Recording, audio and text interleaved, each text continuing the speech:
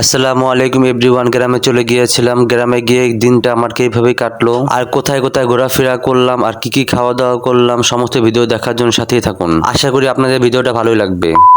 তো বন্ধুরা সকাল সকাল রেডি হয়ে চলে গেলাম সাভার বাস কাউন্টারে টিকিট কালেক্ট করার জন্য। ওখান থেকে টিকিট নিয়ে উঠে গেলাম 10টা বাসে। বিশ্বাস করবেন না বন্ধু, এত পরিমাণ গরমে পুরো শরীর ভিজে গিয়েছিল আমার। এরই মধ্যে বাসটা চালু হয়ে গেল আর গরমটা একটু কম লাগছিল বাতাসের জন্য। দেখতে দেখতে বন্ধুরা আমরা ফেরিঘাটের দিকে চলে আসলাম। ফেরিঘাটে সুন্দর একটা সিস্টেম করা হয়েছে। ফেরিঘাটে বাস দুর্ঘটনার জন্য এখন সুন্দর সিস্টেম করা হয়েছে। আগের থেকে সকল যাত্রী নামিয়ে দিয়ে খালি বাস ফ্রিতে উঠানো হয়। এরপরে ফ্রি চালানো হয়ে গিয়েছে। আর আগে কিছু ফুটেজ ছিল আমার কাছে শীতের ভিতরে, ওগুলো এখন আপনাদের সাথে শেয়ার করব। ফ্রির ক্যান্টিন থেকে শুরু করে বিভিন্ন রকম জায়গায় ঘোরাফেরা করেছিলাম ওই সময়। তাই একবারে ফ্রি মাথায় উঠে গিয়েছিলাম বিভিন্ন রকম শুট নেওয়ার জন্য আর আশেপাশে একটু ভিউটা নেওয়ার জন্য। বিশ্বাস করবেন না ভাই, শীতের ভিতরে এত বেশি ঠান্ডা উপরে মনে হচ্ছে এখনই শরীরটা জমে যাবে। তাই তাড়াহুড়া করে নিচে নেমে আসলাম। আর গরমের ভিতরে অবস্থা আরো বেশি কঠিন। গরমে তো এমনি টিকা যায় না, তার ভিতরে একটা গাড়ির চাকা নষ্ট হয়ে গিয়েছে। এর জন্য পুলিশ আনা থেকে শুরু করে প্রায় 1 কিলোমিটার মধ্যে সকল রাস্তা বন্ধ, গাড়িগুলো সব বন্ধ করে রেখেছে। গরমের ভিতরে তো টিকা যাচ্ছিল না। এরপরে পুলিশ এসে টাকা দিয়ে সমস্যার সমাধান করলো। এবার বন্ধুরা অনেক কষ্ট করে বাসায় পৌঁছালাম। বাসায় গিয়ে একটু নানাদের ছাদটা দেখাচ্ছি আপনাদের। নানা বলতে আমার নানুর ভাইদের কথা বলা হয়েছে।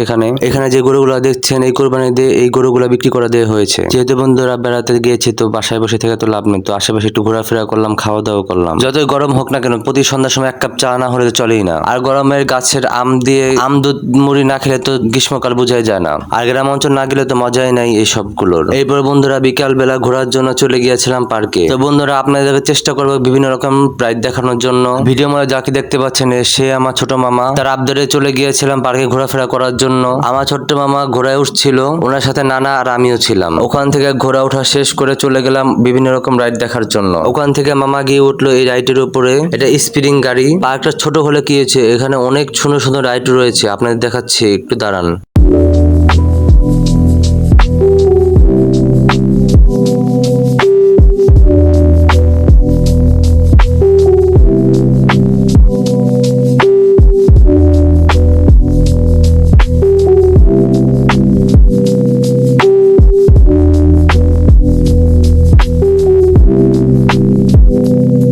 আমার কাছে যদি ড্রোন থাকতো তাহলে শুটটা আরো সুন্দর করে নেওয়া যেত।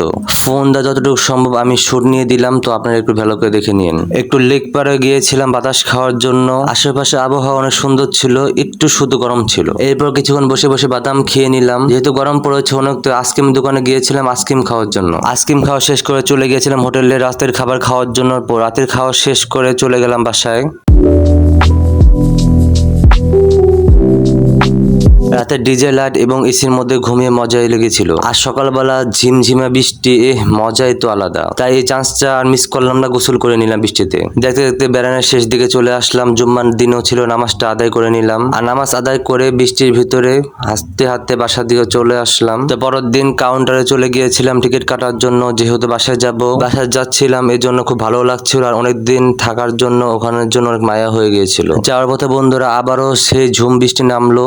এতে অনেক টেনশন লাগছিল ফেরিঘাটে গিয়ে কি হয়। ফেরিঘাটে যাওয়ার সময় কোনো সমস্যা ছিল না, কিন্তু ফেরিঘাটে আসার পর দেখলাম ঝুম বৃষ্টি নামার আশঙ্কা রয়েছে। ফেরিতে আসার পর দেখলাম দুর্ঘটনা এড়ানোর জন্য ব্যারিকেড দেওয়া হয়েছে। এইবারে পানিটা আসার সময় থেকে বেশি সুন্দর ছিল। নদী পানি যে এত বেশি সচ্ছল হয় আমি কোনোদিন ভাবতেও পারিনি। আর হালকা পাতলা বৃষ্টির কারণে তো এখানে গাড়ি উঠতে পারছিল না, খালি পিছিয়ে যাচ্ছিল। আর বন্ধুরা যে সুন্দর পানি মন চাইছিল এখনই ফাল দিই। এরপর পরে এমন একটা বাতাস আসলো, পুরা ফেরিটা একটা ঝাঁকি দিয়ে উঠলো। আমরা সবাই ভয় পেয়ে গিয়েছিলাম, ভাবছিলাম ঝুম বৃষ্টি আসবে, এরই মধ্যে ঝড় এসে পড়লো। বিশেষ করবে না ভাই, ভয়ের ঠেলায় তো ভিতরে লুকিয়ে পড়েছিলাম। এই ঝড়ের জন্য আমাদের ফ্রি 1.5 থেকে 2 ঘন্টা বন্ধ করে দিয়েছিল, যাতে কোনো ক্ষয়ক্ষতি না হয়। আর এত পরিমাণ বৃষ্টি হয়েছিল, ভয় পাচ্ছিলাম যে কোনো কিছু ক্ষয়ক্ষতির জন্য না হয়, আল্লাহ যদি কারো জান মানে কোনো ক্ষতি না করে, এই জন্য দোয়া করেছিলাম। এরই মাঝে বেশ কয়েকবার বজ্রপাত হয়েছিল। এরপর দেখতে দেখতে পরিস্থিতি ঠিক হয়েছিল এবং পরিস্থিতি নিয়ন্ত্রণে আসার সাথে সাথে আমাদের ফ্রিটা ছেড়ে দিল। আমরা পাড়ে গিয়ে ঠিকই নেমে নিলাম এবং আল্লাহর কাছে শুকরিয়া করলাম। তো আজকের মতো ভিডিওটা এখানে শেষ। ভিডিওটা কেমন লাগলো একটু কমেন্ট করে জানাবেন, আর ভালো লাগে একটা করে লাইক দিয়ে দিবেন। আর আমরা যেরকম